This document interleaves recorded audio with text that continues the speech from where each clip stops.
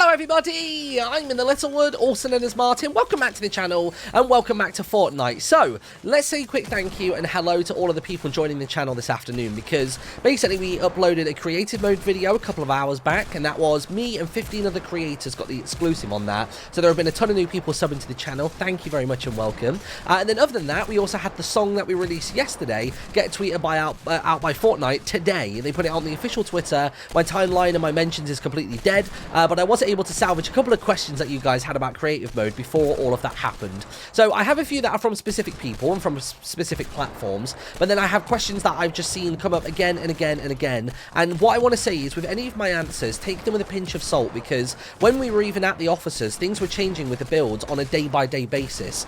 So very well could be that the things that I know of or was told when we were there could be completely different by launch. That's why you shouldn't take anything as I say as like pure facts. This is just what we were told and kind of what direction we think that it was going in. So first and foremost, let's start with a generic question everyone was asking. How many players can you have inside of the creative mode? Because obviously on the game, or on the video that I uploaded earlier, it said 0 is 16, but people were speculating as to whether that was just a placeholder number or something like that. But from what we can tell, it is intended to be 16 by the time the mode launches, which is awesome. And kind of feeding into that same question of how many teams can you have. When we were there were various different game modes we could try. There was kind of like free play or deathmatch, and then there was also talks of them adding in numerous spawn pads. So obviously we only have the one player spawn pad when we were there, but hopefully by launch I'd like to think that they would have the team ones as well. And it seemed to be the team breakdowns would work all the way up to like 16 players, like 16 teams. So you could have like a team of 2, a team of 8, a team of 4, and a team of 2. Is that 16? I think so. My maths is bad. But that was the general idea, is it's going to be 16 players, which is pretty cool. Next question is probably the most popular one. What's the blurred out thing on the devices page? Can't tell you, but you'll see it tomorrow when the servers go live. It is something that is going to be in the week 1 patch, as far as I'm aware, so you guys will see it immediately, but I'm not allowed to say, otherwise I will get my head chopped off. So don't want to do that, seeing as I'm under NDA, but yeah, there was a reason that was blurred. It wasn't just me like trying to hide something for myself or tease for my own video. We just straight up told we weren't allowed to show it, which is fair enough. And I think kind of on that same note, actually, people were asking me why I didn't have Season 7 skins or anything from Season 7 in the video, and that's obviously because we can't show it yet. But on the note of skins, I got this from Benjamin on Twitter, or Gaming Benjamin, sorry, on Twitch and Twitter. He said to me, do you know if the skins work the same way as the current Battle Royale mode, or can you only use, can you use the ones you own, or can you pick whatever skin you would like for the cinematic, you know, machinima style purposes? And currently, whilst we were there, that was a discussion that we had, but at the moment you can only hold the skins that you own, basically. Because we were saying it'd be really cool if you could do something with, like, if they were to ever add like NPCs in, and you could do like is it like a Guess Who, I think it's called, where, you know, you could have a load of NPCs as different skins, you could match up as them, and then it'd be really hard to figure out who's who. But that is something for way further on down the timeline, and honestly, personally, hand on heart, I don't see that happening. I think they would always rather you use the skins that you own, rather than giving everybody skins anyway, because then they could just forever play in you know, creative mode and never have to buy a skin again, which for business, not so hot. So that one I wouldn't hold my breath on, personally. Going back to the more generic questions, somebody asked, how big is the island? I got this from quite a few people, and what I can tell you actually is, I'll put an image on the screen right now, but when we were there, they got us to build lots of different things. There was like, one day they were like, build an obstacle course. We were like, cool, let's do that. Another day they were like, oh, build a racetrack. We did that. And then I think one of the days they were like, right, we want you to build a point of interest and do it roughly 25 by 25. So we sort of went in, built it, and this is kind of what mine looked like. So this was a prison that I built, because that is my favorite drop location, or my favorite point of interest from, I think, even Season 1, actually, maybe even Season 2, and then it disappeared in like 3 or 4. But the prison I loved, and I just wanted to make my own version of it. I do actually have footage of me walking around through that map, so maybe I could do that as a separate video if you're interested in that, where I sort of talk through my creation. I should actually get that map at some point from Epic. All the stuff we built whilst we're at the officers. Oh, excuse me, hiccups. They said they can actually drop into our accounts at home, so hopefully not too long from now I can actually share that out and you guys could play in it and just do random, like, you know, team deathmatch, you know, free for all, whatever you want to do. So no, yes, there you go. So that was that. So that's basically, the map was, or at least that bulk that you just saw there was 25 by 25, and you could probably guesstimate from there that the island is around about 50 to 60. I think when we were there initially they said it was about 60 by 60, but the physical landmass only fills about 50-ish of it, because you can build it away from the island, but when you do too far, there's like this weird red sheen that appears, and it doesn't stop you from building, but you have to be aware that when you like save the map out or when you load in again, anything touching it, similar to like a storm surge, I guess, that will be destroyed and it won't stay there. So that's just something that you might want to know about, a little heads up on that one. I guess kind of on a similar note as well, I got a question on Twitch from Nuclear Cyborg, who said, is there going to be anything in the way of indestructible terrain or objects in the editor? And that was basically one of the first things that every single one of us asked, because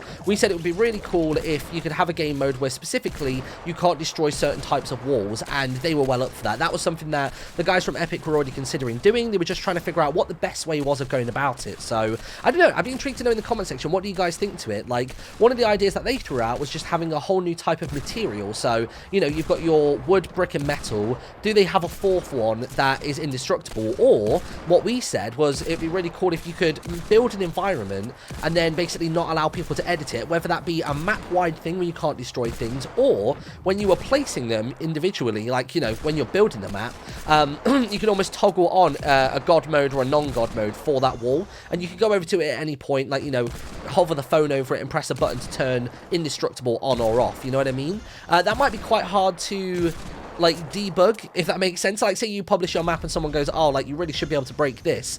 It might be difficult to figure out what you can and can't, but I guess maybe you could toggle god mode on your phone, and then maybe they would have like a glow about them, so maybe they'd be red if they can be destroyed and gold if they can't be destroyed. You know what I mean? Like, there's a few ways of going about that, and I'd be intrigued to hear from you guys, like, what you think the best course of action would be for that, because I'm sure Epic are going to look at the comments on this video and they might vet some ideas from it, so that would be really cool to do. And they will do that, by the way, because when we were there was stuff that we were suggesting for the mode, and like tweaks and changes and keybinds and things like that, which literally the very next day in a new build that they made at like 1 AM contained the stuff that we were talking about, which is really cool. So they are very much so listening. It's of course an early project, but you know, they've got really good mindsets with how this is going to be and how it's going to go. But that was that one. Other than that, anything else on the question front? Will this be different to playground mode? And as far as I'm aware, yes, because this you actually launch from a whole separate menu option. So you know, when you load up Fortnite, you've got Save the World and Battle Royale. Creative is actually a third option, so that was that. I think there was like one build that we played whilst we were there, which was if you jumped into the Battle Royale side of things and then went to game mode, it was listed there alongside, you know, solos, duos and squads, and then you had like the LTM, playground, and then you had in the top right corner creative. But that might just be a quality of life thing for us whilst we were there in case we happened to go into the wrong one. But as far as I'm aware, they are going to be staying individual from one another, and that kind of ties into another question of, you know, can you build to main island? Because everybody could see the main Battle Royale island from where we were, and the answer to that question was no, you couldn't. So, like, maybe you could give it a try, but we weren't able to get there, unfortunately. So that's that. And actually, that's another question that people had, and that was, you can see the Battle Royale island from your creative island, but can you do it the other way around? And like, we only cheekily jumped into like one match whilst we were there,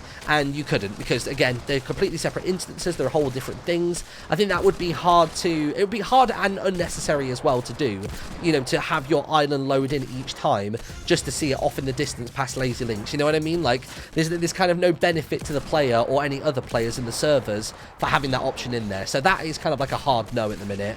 And also, actually, on that same note, so somebody asked me on Twitter, it was Matthew Devine, said, you said that you had a few hours to work on your builds. Does that mean it'll kick you out at the end of its time and delete your world, or will it save it and it just kicks you out for unnecessary server reasons? And you've basically hit the nail on the head. So there were loads of times where the timer would run out and the storm would actually fully encroach on the island, and then it would kill you and it would kick you all the way back out to the lobby, and then you jump back in, and basically wherever your island was at when you got kicked out to the lobby, it was saved there, which was good. Obviously, if you anticipate that happening, you can just leave straight away, but you got to bear in mind that when we were playing it, the map would save every 90 seconds, so maybe get it to a point where you're happy with it. If you see like you've got 10 minutes left or something, get it to a point you're happy with, chill for a second, and then DC from the lobby. But again, those numbers and times and everything might change in the future, because we did say that we wanted it to be more obvious when the map was saving. So, you know, whether you could go into your island settings and force save, or if you could go into your island settings and, like, you know, leave and save, or save and exit, something like that, that would be really cool. Now, on the question of the island itself,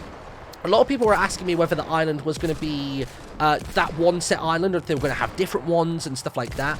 And as far as we're aware, it's going to launch with just that island, but we already expressed an interest in having a lot of different things as creators. We already said, can we have different biomes? So we could have like a desert island, we could have a snowy island, because we could have, you know, the Viking village and stuff like that in it. Could we also have like a scorned island, or like a burned one, you know, kind of like the corrupted area that we have? If we could have that but as a whole island, that would be so good. It'd be really thematic. And kind of along that same string, we said, can we like force time of day for, you know, when we're inside of the mode? Because if you want to do a game that's sort of more like hiding in the shadows and a bit more creepy or something like that, it would be really cool to be able to set the time of day, and not just night and day, but to be able to set like dusk, night and day, or even just to have like a timer. Like if you could pick an hour of the day and then lock it down, that would be really cool. And with all of this stuff, Epic never said no. Literally every single time. I can't think of one instance where Epic turned around and were like, yeah, we can't do that, or no, not that, or that. It was always like a, yeah, that sounds sick, or it was a, yes, but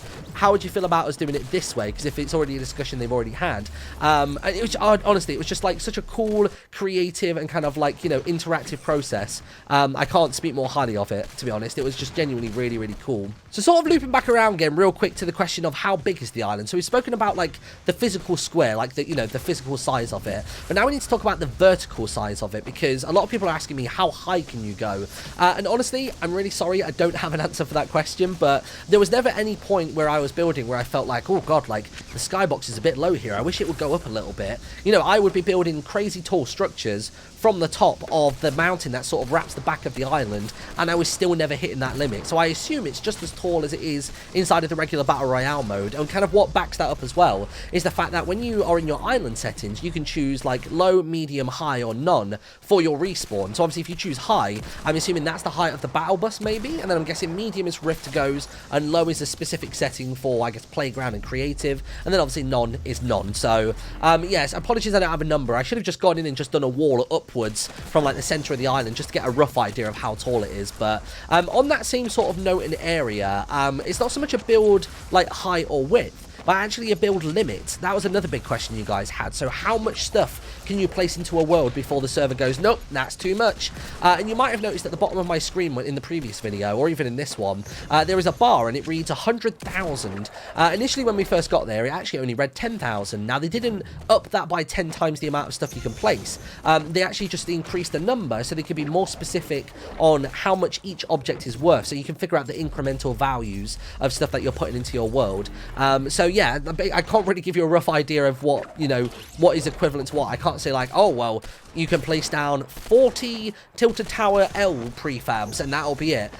We didn't do those kind of measurements. What I can tell you is that even when you're, or at least in our build that we played a game mode, and for some reason everybody had build like admin still, so we all just started spawning in just constant stuff, and we managed to get that bar to max out at 100,000, and the server was completely fine. The server didn't crash, the server didn't start getting laggy or anything. It just straight up just stopped allowing people to build things, which is really cool. So the fact you can hit that limit and there's no kind of consequence to it currently is really impressive from a coding perspective. So that was really cool.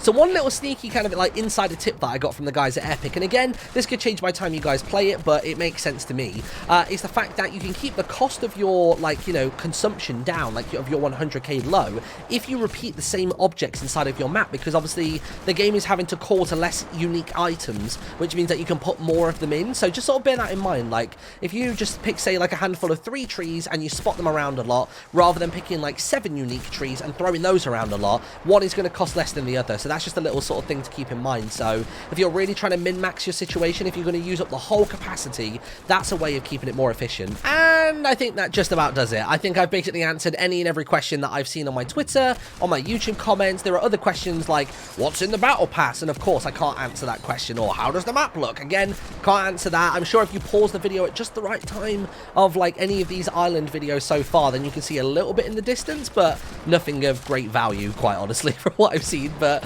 yeah, I don't know. If you've got any more questions, please feel free to leave them in the comment section below. I'm going to be replying to those text ones until probably tomorrow when the new season launches, and then that will be kind of like old news, and you guys will have the mode so you can investigate for yourselves. Leave a like on the video if you watched this far and found it helpful, and remember, you can support me via the support how to create a program inside of Fortnite. Go to the item shop, click in the bottom right corner, type my name in, it's InTheLittleWood, all one word, click OK, and whenever you buy something with V-Bucks inside of Fortnite, I get a couple of quid for it, which is genuinely really helpful. It's what I use to fund the music video that I just put out yesterday, so it really does go a long way.